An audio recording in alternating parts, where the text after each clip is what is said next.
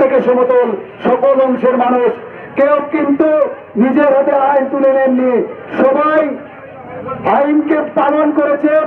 সবাই প্রতিটি বিশৃঙ্খলাবাদী যারা আক্রমণ করেছে তাদেরকে আইনের আওতায় এনে শাস্তি প্রদান করার জন্য, যারা সুবলদেবের উপর আক্রমণ করেছে তাদেরকে শাস্তি প্রদান করার জন্য প্রশাসনের দ্বারস্থ হয়েছে। বারবার আমরা প্রশাসনকে বলেছি, কিন্তু আমরা দেখতে পাচ্ছি যে যে এলাকায় শান্তি রয়েছে সেখানে 144 গত বছর 144 চলাকালীন সময়ে নভেম্বরের 6 তারিখ আগরতলা থেকে কিছু লোক এসে কাঞ্চনপুর মহকুমায় 144 ভেঙেছিল। সেই সময় প্রশাসন কোনো ব্যবস্থা নেয়নি, সেই সময় প্রশাসন ব্যবস্থা নেয়নি।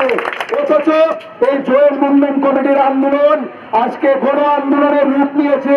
এখানকে যারা আসছেন, হাজারে হাজারে লোক আসছেন বিভিন্ন মহকুমা থেকে, মানুষ এখানে এসে জড়ো হচ্ছে।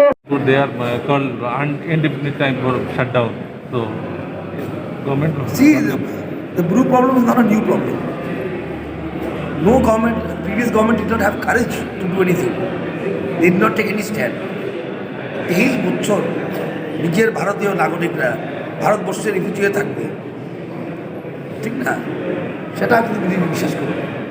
তাই আমাদের ওনাদেরকে সেটেলমেন্ট করার জন্য আমরা চেষ্টা করছি। We have selected places.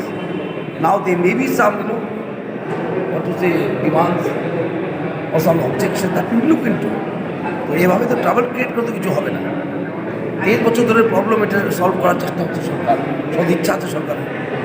আমরা জায়গাগুলিও মোটামুটি সিলেকশন করেছি ওদের সঙ্গে বসেই, ঠিকঠাক নাগরিক মঞ্চ নাকি এটা নাগরিক মঞ্চের ডিমান্ড হলো যে আপনারা ব্রুদের ব্যাপারে কাঞ্চনপুর গিয়েছিলেন, আলোচনা করেছেন, কিন্তু ওদের সাথে কোনো আলোচনা হচ্ছে না। ওরা কিন্তু এসছে ত্রিপুরায়, 23 বছর আগে এসছে। ইট is not a new problem. দেশে যেভাবে করছে এটা নতুন প্রবলেম না। আজকে সেটেলমেন্ট দেওয়ার প্রশ্ন হচ্ছে। আগে গিয়েছিল ওরা রিফিউজি ক্যাম্পে থাকতো। আমরা নীতিগতভাবে এটা বিশ্বাস করি না ভারতবর্ষের লোক ভারতবর্ষে রিফিউজি হয়ে থাকবে। কাশ্মীরি হোক পণ্ডিতরা, কাশ্মীরি পণ্ডিতরা, সেটা এখন আমাদের স্ট্যান্ড ক্লিয়ার। আমাদের এরকম পার্টি আছে, আমরা সবখানে স্ট্যান্ড ক্লিয়ার।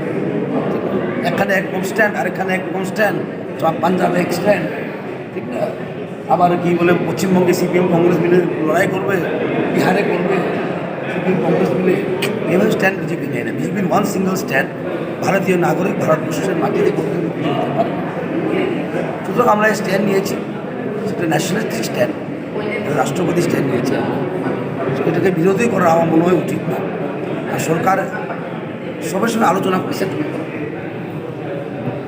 স্যার, যারা এই স্ট্রাইক করছে তাদের বিরুদ্ধে প্রবলেম অফ ব্রু, ইংলিশে লাগে তো আপনাদের, problem of Bru is not a new problem.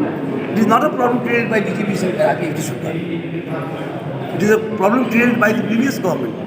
23 বছর একটা রোগটাকে keep a disease hanging, keep a problem hanging, it becomes a very big problem. It has multiplied so many folds. কত জন্ম হয়েছে, কত লোক আরও এসছে 23 বছরে। জিনিসটা প্রথম দিকে যদি করে দিত সেটেলমেন্ট, আজকে এই প্রবলেমের সম্মুখীন আমরা হতে হয় না। We didn't have to face this problem.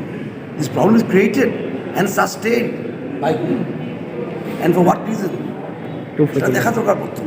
যারা আন্দোলন করছে ওদের বোঝা উচিত এই প্রবলেমটা শুরু হয়েছে কবে, সাস্টেইন বাই হু, কেন ওটাকে রেখেছে, আরও বড় করলো কেন, অরিজিনাল কত লোক এসেছিল, আজকে বেড়ে 1.5 বছর কত বড় বিরাট প্রবলেম হয়ে গেছে।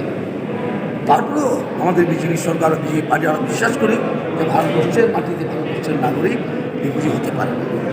তো যে কাঞ্চনপুর নাগরিক সুরক্ষা মঞ্চ আন্দোলন করছে, ওদের সাথে কি আপনাদের আলোচনার কোনো চিন্তা ভাবনা? আলোচনা করছে নিশ্চয়ই, কেন করবো না? ভারতীয় জনতা পার্টি বা আমাদের সরকার আলোচনার মাধ্যমে সব কিছু করতে চায়। আমরা কনফ্লিক্টে বিশ্বাস করি না, আমরা বিশ্বাস করি কমিউনিকেশন।